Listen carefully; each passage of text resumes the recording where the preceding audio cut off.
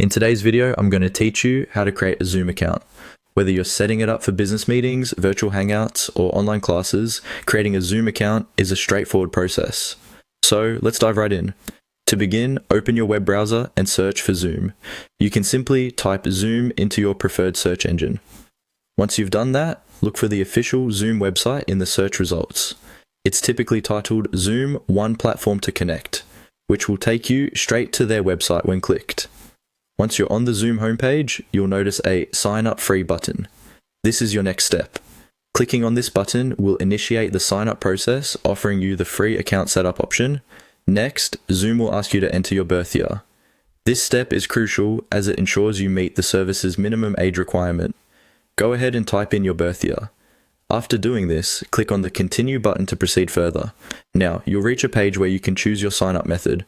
Zoom provides several options, but for demonstration purposes today, we're going to use Google. Selecting Google's sign-up option allows for a quicker sign-up process, leveraging the information already available in your Google account. After choosing Google, a prompt will appear, asking you to sign in with Google. By clicking on Sign in with Google, you're redirected to a confirmation page from Google. This step may sound simple, but it's essential as it securely connects your Zoom account to your Google account. Once you've clicked on Sign in with Google, follow the on-screen prompts. These prompts may include confirming your Google account and allowing permissions for Zoom to access necessary information. It's important to read these prompts carefully to understand what you're consenting to as you proceed. And that's it. You've successfully created your Zoom account using Google. From this point on, you can explore Zoom's features and set up your first meeting. Ensure you have a good microphone and camera setup if you intend to host meetings or classes.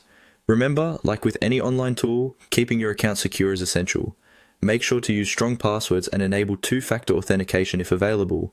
This added layer of security helps protect your personal information and meetings from unauthorized access.